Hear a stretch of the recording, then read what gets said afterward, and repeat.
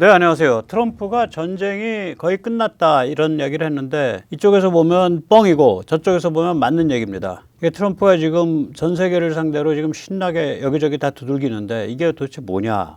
오늘 그 얘기를 좀 보시고요. 이게 우리가 이제 이걸 보다 보면 무슨 생각이 드냐면 트럼프 진영은 네오콘이라 그러면 질색을 하거든요. 근데 네오콘이 꿈꿨던 게 트럼프에 의해서 실현되고 있는 거예요. 역사의 아이러니죠. 그래서 문득 그 탈북하신 분 중에 그런 말씀하시는 분이 있어서 제가 저 참 재밌는 얘기다 하고 기억한 게 있거든요. 뭐냐면 그분이 하는 말이 할인마트에 갈 때마다 대형마트에 갈 때마다 야 이게 공산주의구나. 그러니까 물건이 너무 풍요하고 자기가 웬만큼이라면 거기 있는 건 다 살 수 있고 이게 공산주의가 아니면 뭐냐 그런 생각을 한다는 거예요. 그래서 21세기 공산주의가 뭘까 그런 이제 엉뚱한 생각을 해봤죠. 그러면 세계 최강의 빨갱이는 누구냐 이거죠. 세계 최강의 빨갱이는 뭘까요? 이겁니다. 왜 이거냐?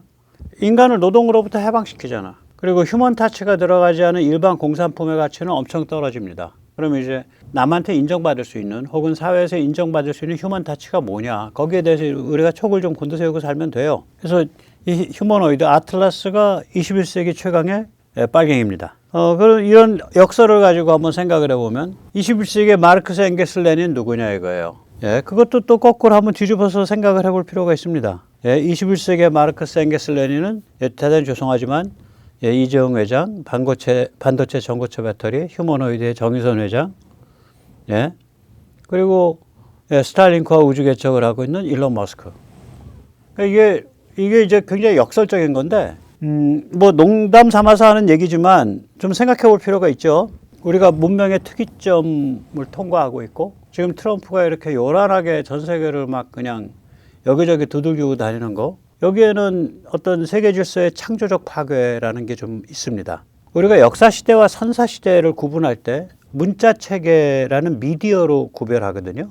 그러니까 문자 체계가 만들어지기 전에는 선사 시대라 그러고요. 문자 체계가 만들어진 이후를 역사 시대라 그래요. 근데 그걸 어떤 하나의 지역에 대해서 얘기하는 게 아니라 세계사적으로 인류 최초의 문자 체계가 나왔다고 믿어지는 최소한 고고학적으로는 그러니까 수메르 문자가 등장한 3500 BCE 그러니까 지금으로부터 한 5500년 전을 역사시대의 시작으로 봅니다. 우리는 좀 늦어요. 많이 늦어요. 그래서 그때 뭐 하고 있었냐? 미사리에서 보고 있는 그런 그 수렵어러 채취, 미사리 위족이 그 무렵이죠. 우리는 문명의 특이점을 이제 통과하고 있는데요. 야, 네가 어떻게 문명의 특이점 통과하는지 어떻게 알아? 네 개만 보면 압니다. 일단 개인 미디어, 개인 소통, 개인 관점. 문자에 의해서 역사와 선사가 구분된다면 이거에 의해서는 뭐가 구분되냐 이거예요. 이게 문자보다 못할 거냐 이거죠. 문자 발명보다. 저는 이거 어마무시한 거라고 보거든요. 인류 전체를 실시간으로 멀티미디어 소통을 연결시켜 주는데 그렇게 해서 다 네트워크로 모이고 나니까 매스미디어가 아니라 나의 미디어. 그러니까 어떨 땐 저의 영향력이 KBS, MBC를 넘어서죠. 누구나 그럴 수 있죠. 또 나의 소통, 나의 관점. 이렇게 되니까 이거는 이제 사람을 옛날처럼 찍어낼 수가 없게 된 거예요. 매스미디어 시대처럼. 두 번째는 로봇이죠. 인간어를 알아듣고 그 자체에 지능이 담겨져 있고 또 그 자체에 뭔가를 이렇게 그 거리를 측정한다든지 무게를 느낀다든지 하는 이런 감지기관과 활동 능력을 갖고 있어요. 이런 애가 우리 라이프 스타일 전체에 파고 들어오거든요, 앞으로. 그러면 이게 인간이 어떻게 바뀌지? 어떤 특이점 통과하고 있는 거죠.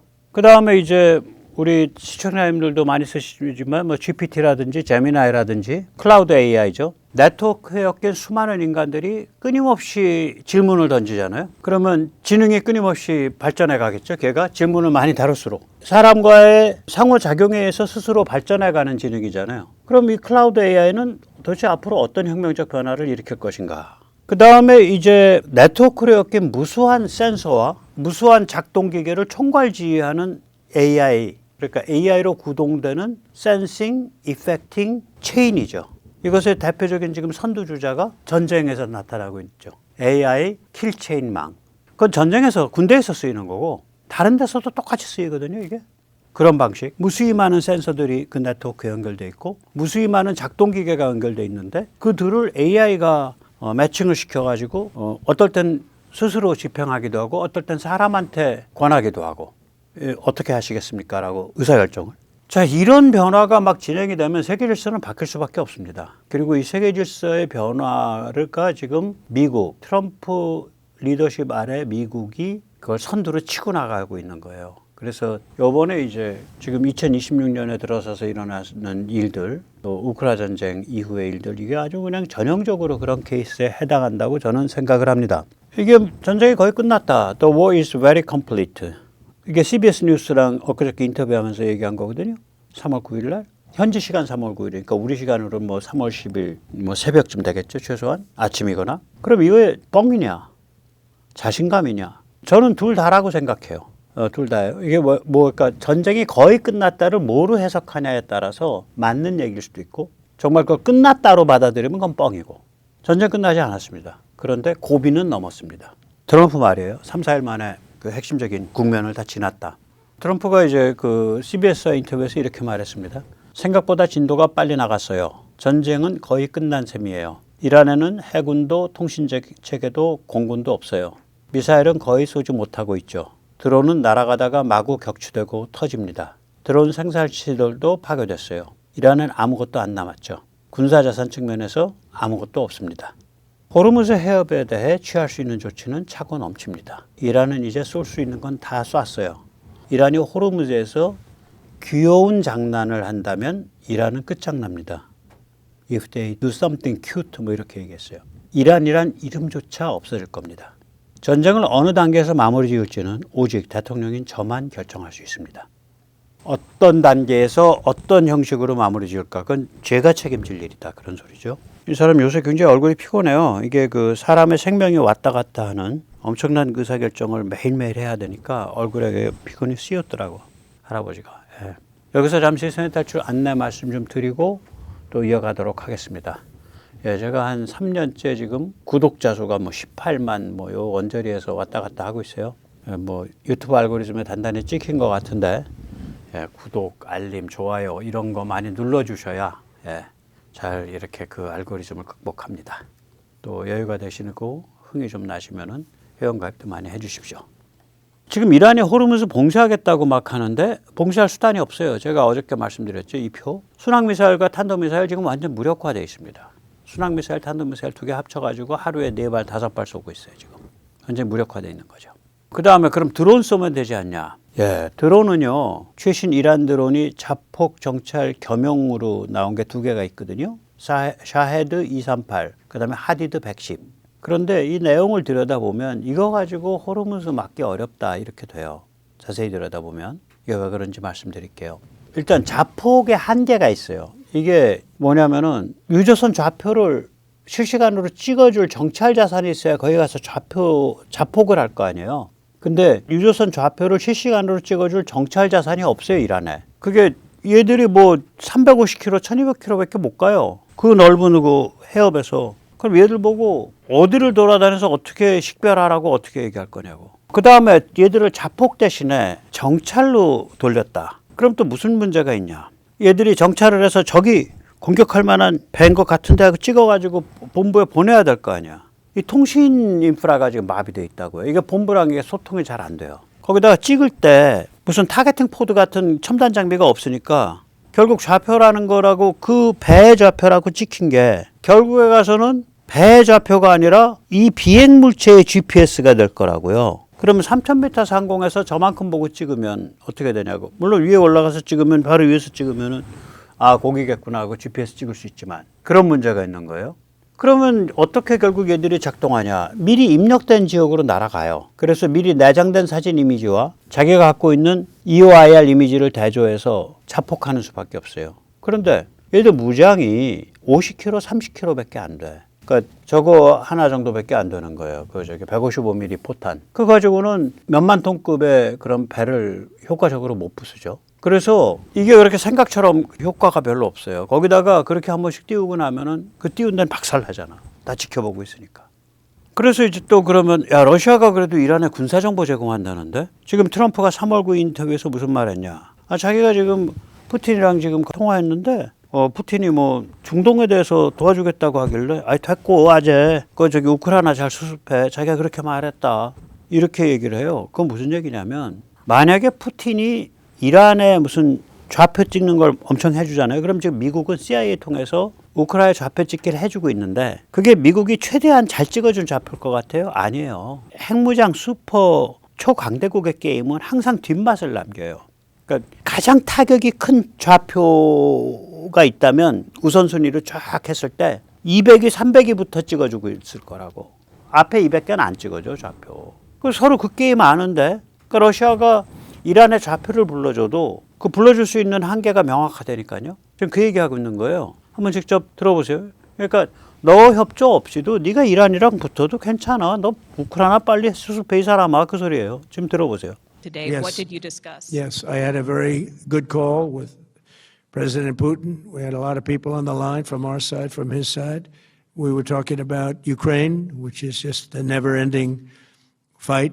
And look, there's tremendous hatred between President Putin and President Zelensky. They can't seem to get it together. But I think it was a positive call on that subject. And we obviously talked then about the Middle East. And he wants to be helpful. I said, you could be more helpful by getting the Ukraine-Russia war over with. That would be more helpful. But we had a very good talk, and he wants to be very constructive. Yeah, please. 그러니까 이게 지금 뭐 국내 언론이나 혹시 다른 데서 뭐라고 하든 간에 이미 쟤를 넘어서 가고 있어요. 그럼 이게 이제 어떻게 갈 거냐. 우리가 좀 큰 관점에서 봐야죠. 조만간 호르무즈 백길 뚫립니다. 아까도 말씀드렸잖아요. 호르무즈 백길을 막을 수 있는 이란의 수단이 거의 없어져 가고 있어요. 그래서 미국은 지금 200억 달러 규모 대물 재보험, 리인슈어런스 패키지 내놨고요. 준비 중입니다. 그 다음 미 해군 에스코트 해주겠다 그러죠. 미 해군에서 그러니까 드론 같은 게 나타나면 재민 걸어주겠다 이 소리예요. 그럼 호르무즈가 정상화되면 미국은 이란 전체주의 세력을 천천히 말려 죽일 겁니다. 급할 게 없어. 그 다음엔 이게 중요해요. 급할 게 없어요. 지금 그 IRGC 바시지는 전에 말씀드렸죠. 그 셔츠단, 그러니까 사람 때리고 잡아가고 고문하고 하는 그 폭력적인 집단. IRGC는 무시무시한 애들이고. 이 IRGC랑 바시지 그리고 그 모이스 바박, 그러니까 정보부 산하 비밀 경찰, 그 아주 그 핵심 체제 옹의자들이 한 20만 명 된대요. 이자들의 전쟁 의지와 저항 의지를 소진시키고, 그리고 트럼프는 지금 말로는 일단 내부 협력자를 자기는 제일 선호한다라고 분명히 얘기를 했어요. 3월 9일 저기서도 그래요. 왜 그러냐? 이라크, 트럼프 말 그대로 옮길게요. 이라크 봐라. 다 뒤집어 갖고 경찰 없애고 공무원 없애고 다 없애고 나니까 그래서 좋아졌냐. 서로 잡아 죽이느라고 몇 년을 그 내전을 했냐. 그래서 그렇게 이른바 뭐 혁명적 청산, 이게 좋은 게 아니다. 트럼프 그렇게 얘기하더라고. 예. 혁명적 청산을 해서 혁명 세력이 제대로 들어올 만 했었으면 지금쯤 이란이 정상화됐어야지. 그러니까 지금 저런 상태란 얘기는 아니 뭐가 깊게 병들어 있는 거예요. 힘의 역관계상. 대한민국 이놈의 이런 상태란 얘기는 우리 자유공화 시민과 국힘과 조중동이 깊게 병들어 있다는 거지. 혹은 무력화되어 있다는 거지. 똑같은 거죠, 이란도. 그러니까 내부 협력자가 등장하는 게 제일 깨끗하다라는 얘기를 트럼프가 직접 하더라고. 그러면 그 내부 협력자가 내가 미국에 편들까 말까 고민해야 될 거 아니야. 시간이 절대적으로 필요하잖아요. 그래서 호르무즈 정상통일 시켜놓고 나서 서두르지 않는다니까요.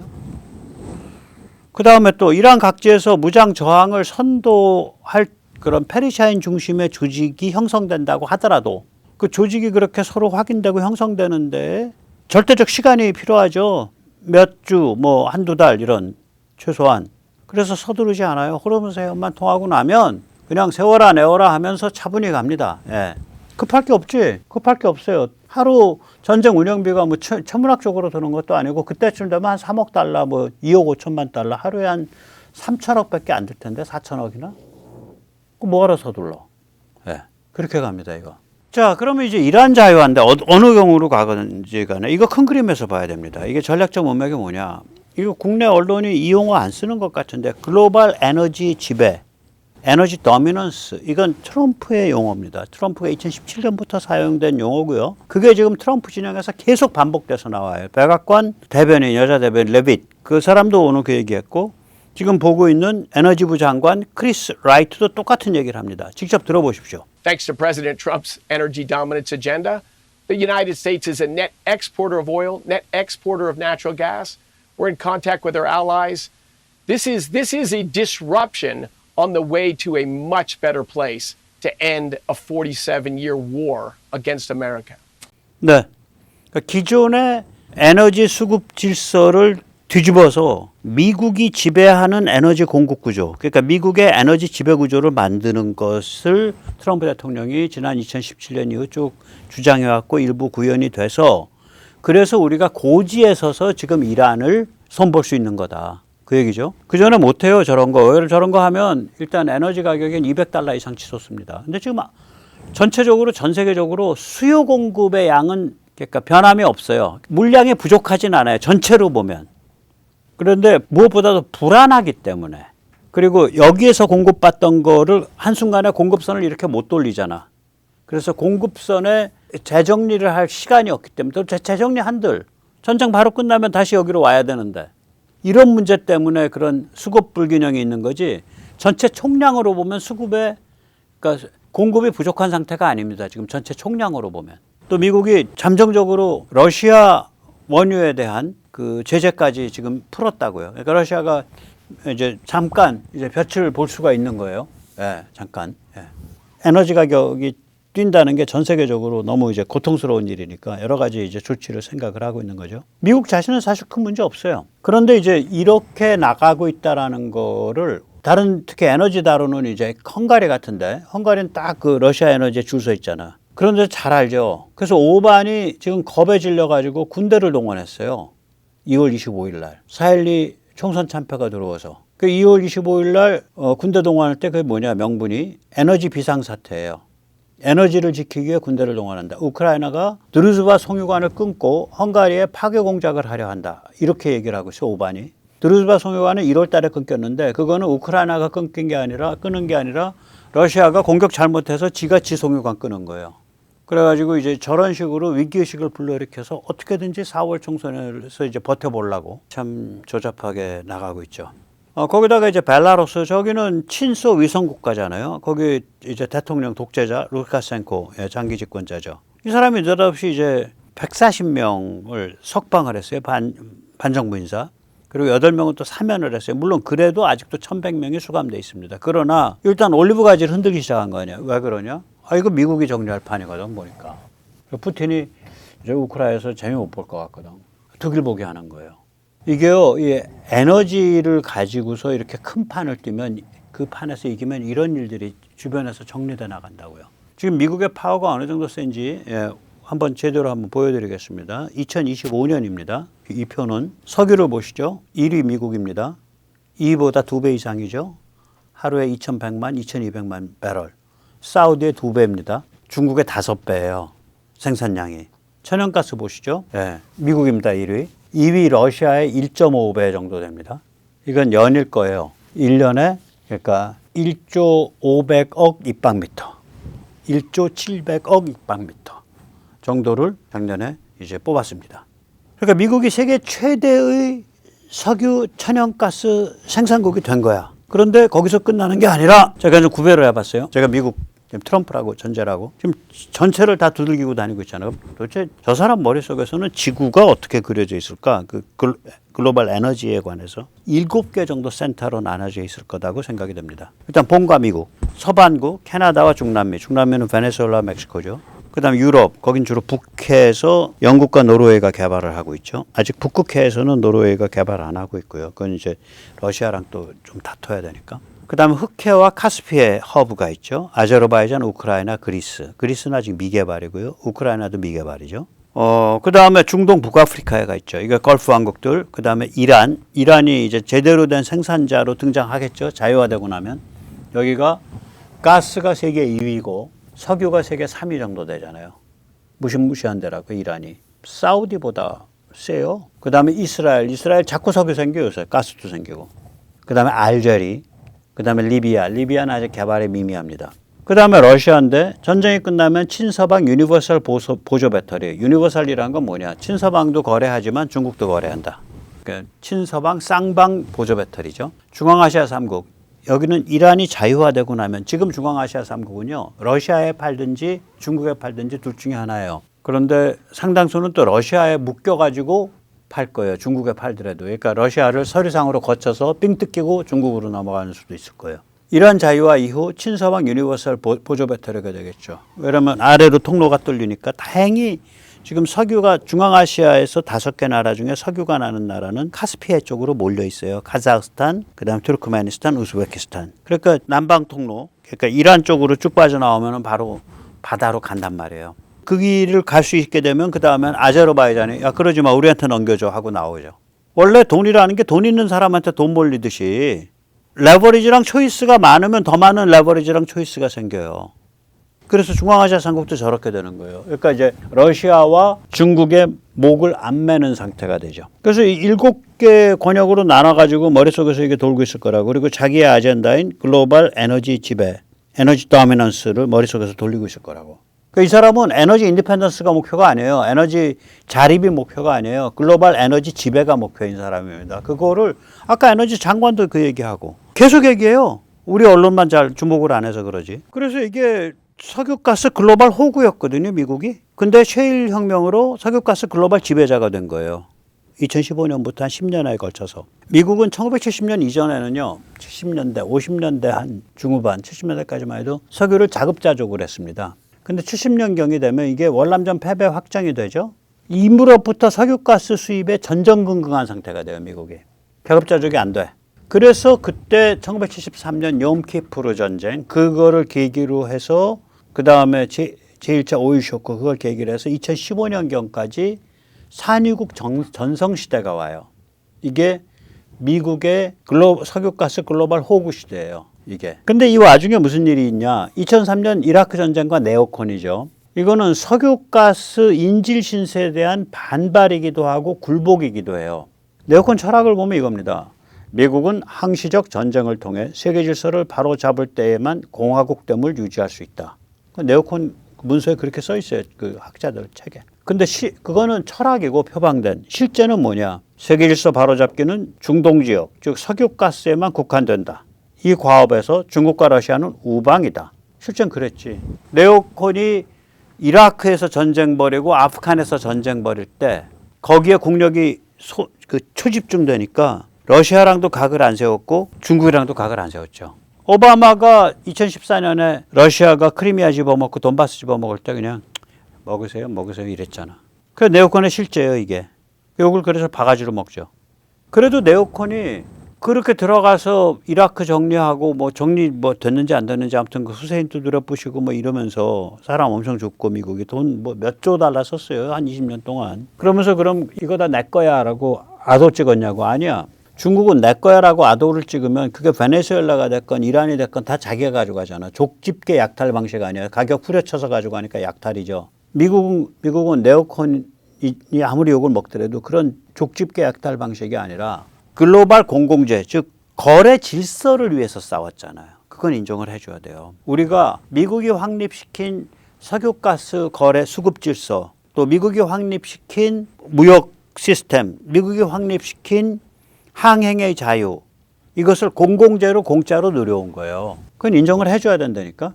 자, 이런 상태. 이게 그러면은 결국 뭐냐면, 이거 이렇게 네오콘이 그러면은 석유가스 인질 신세에서 인질 아니야라고 발작한 거라고도 볼 수 있지만, 그 발작한 데를 보니까 전부 석유가스 나는 데만 가서 개고생했네. 굴복한 거라고도 볼 수 있는 거예요.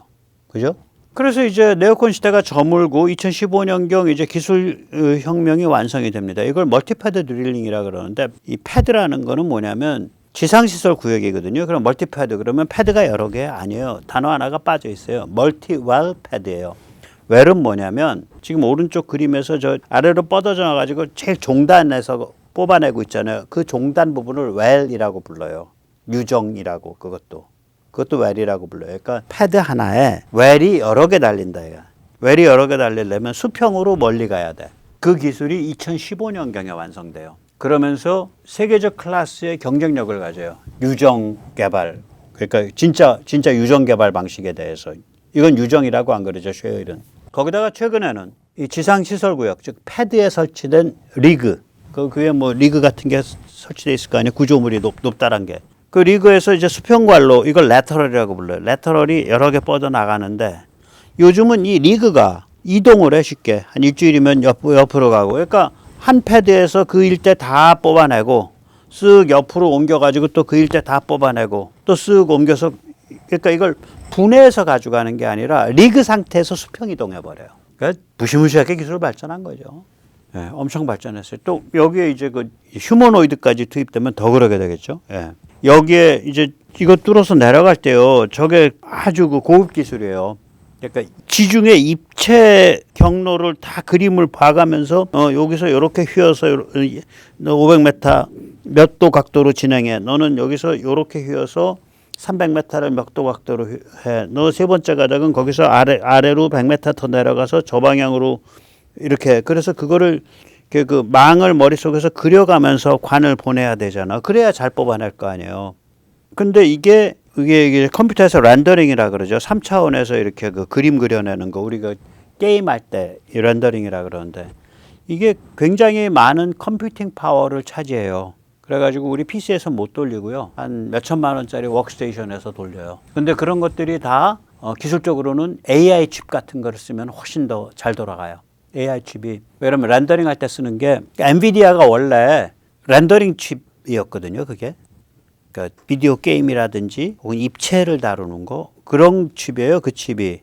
엔비디아 칩이. 그러니까 그 디지털 시그널 프로세서라 그러죠. DSP가 그냥 수십 개가 막 박혀 있는 거. 그걸 잘 만들던 회사죠. 근데 그게 AI 때의 연산 과정과 같은 로직이기 때문에 AI 시대에 그냥 와가지고 그게 이제 빛을 보는 거지. 그러니까 요새는 이제 훨씬 더 강력하게, 훨씬 더 정확하게 뚫고 내려가서 관을 뻗고 쉐일을 채취하고 이게 엄청나게 기술이 발달하고 있는 거예요. 그래서 이것이 석유가스 글로벌 지배자가 됐죠. 그러면 미국 말고는 이렇게 쉐일 못 개발하냐? 예, 미국이 제일 유리해요. 왜 그러면 미국은 해양 쉐일이에요. 다른 데는 육지 호수 쉐일이 많은데 해양 쉐일이 미국이 넓게 발달돼 있어요. 해양 쉐일이 뭐냐면 대륙이 판이 갈라져 가지고 수억 년에 걸쳐서 이동을 해왔잖아요. 그때 물에 잠겼다가 물 위로 나왔다가 잠겼다가 나왔다가 잠겼다가 나왔다가 이걸 수십 번 하면서 한 번 할 때마다 층층이 층이 형성이 된 거예요. 그래서 구멍을 한 번 뚫고 내려가면 층마다 다 뽑아먹고 나오는 거예요. 경제성이 게임이 안 되죠. 한참 뚫고 내려가는데 한 층만 뽑아먹고 나오는 놈하고 뚫고 내려가서 한 30개 층, 20개 층을 뽑아먹고 나오는 놈하고는 다르잖아요, 게임이. 예. 그래서 미국 셰일이 전 세계적으로 경쟁력이 제일 높은 그런 구조의 자연에 형성된 구조가 그런 셰일입니다. 해양 셰일입니다.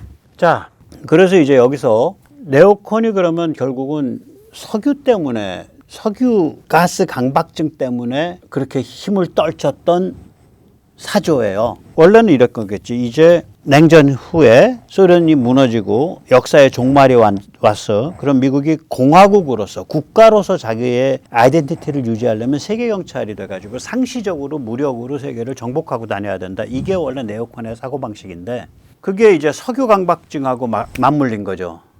글로벌 석유 호구 신세하고. 그러니까 오케이 세계를 다니면서 석유 질서를 바로잡아야지 이렇게 된 거지. 그래가지고 이라크에 후세인을 찍고서 제 원자폭탄 갖고 있어. 제 화학무기 갖고 있어. 제 대량살상 무기 갖고 있어. 그러고서 2003년에 이라크 친 거 아니야. 아무리 뒤져도 안 나오잖아. 아들 부시가 그때 대통령인데 그거 안 나오면 어떠냐. 뭐 칠 수 있는 거지. 결국 그걸 의미하는 농담을 하고 그걸 사람들이 깔깔거리고 박수치고 그래요. 지금 젊은 애들 죽어나가고 있고 돈은 수천억 달러씩 깨지고 있는데 그러니까 이거를 보고 있으면 야, 이 사람들 정신머리 있는 거야 이런 생각까지 듭니다. 직접 들어보십시오. 제가 그 전에 몇 년 전에 한번 해드린 적이 있어요. 이거.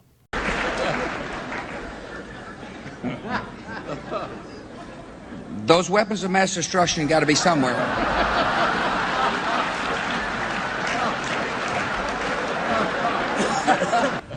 Nope, no weapons over there.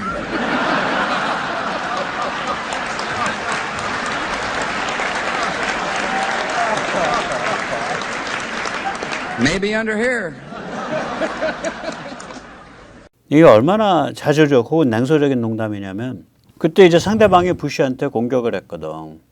야, 당신이 그렇게 돈 많이 들고 여러 사람 죽어가는 전쟁을 벌일 때 명분이 이유가 당신이 주장한 이유가 후세인이 대량살상 무기, 원자폭탄, 화학무기 이런 걸 갖고 있다는 걸 이유로 들었는데 지금 들어가서 보니까 아무 데도 없어.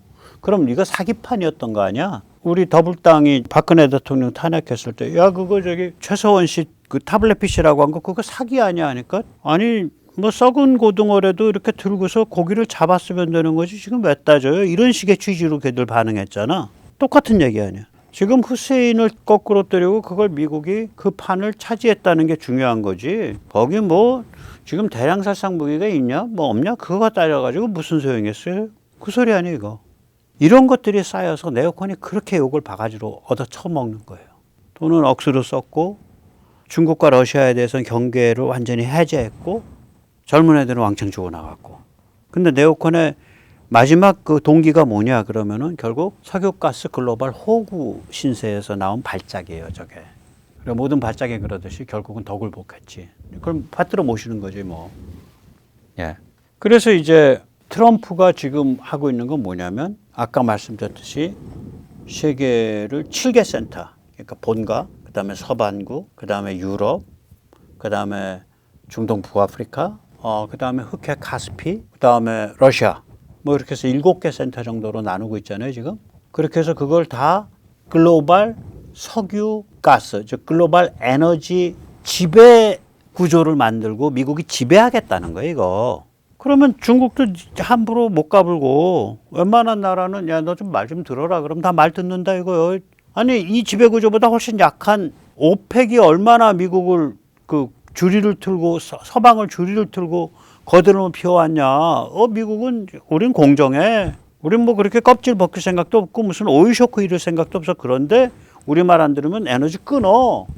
우리 말이라는 게 우리 자신의 뭐 그거지만 우리 자신의 얘기라는 게 너한테 적용되는 건 너 손해보란 소리가 아니라 글로벌 질서를 강화하자는 거야. 이게 지금 미국 관점 아니에요.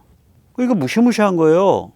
그러니까 그 뭐라 그럴까 네오콘이 말했던 그 비전이 네오콘처럼 막 여기저기 다니면서 그냥 엄청나게 유혈을 일으키면서 되는 게 아니라 지금 이 무서운 전쟁 하는데 미국에서는 8명밖에 안 죽었다고. 오늘까지 8명이에요. 아주 스마트하게, 아주 스마트하게 하면서 이렇게 가고 있는 거예요. 그래서 이게 뭐 막 두들기고 다니니까 이거 드럼 치는 거 생각나더라고요. 그래서 드럼을 좀 공부를 해봤죠. 드럼 세트. 그러면 이제 저렇게 심볼이 한 3종류 됩니다. 드럼이 이제 베이스, 스네어, 탐. 그래서 종류는 3개, 개수로는 한 100개 정도 돼요. 예. 그럼 이거에 막 두들기고 다니는 거니까 이제 그 트럼프가 이거에 빗대서 이제 비유적으로 말씀드리면 이렇게 되겠죠. 예, 글로벌 석유가스 지배라는 어떤 목표가 있는데 이거 지금 하겠다는 거 아니에요? 그렇게 된 거예요. 자기가 바로 끼고 가고 있는 게 뭐냐면은 5개를 끼고 가고 있어요. 미국 본가, 그 다음에 중동 북아프리카, 유럽, 서반구, 그 다음에 흑해 카스피 허브. 여기까지는 자기가 직접 끼고 가. 그리고 중앙아시아, 러시아는 두길 보기 하면서 장사하는데 친서방이랑도 하고 중국이랑도 하고. 우리는 항상 공정하니까 중국이 혹시 골 지르면 우리한테 팔어.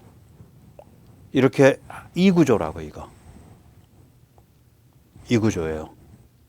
이 구조 만들겠다고 다 뚫기고 다니면서 담금질하고 있는 거예요 지금. 그리고 좀 성공할 거라고 봅니다. 그래서 시원하게 드럼 연주 들으시면서 끝내겠습니다.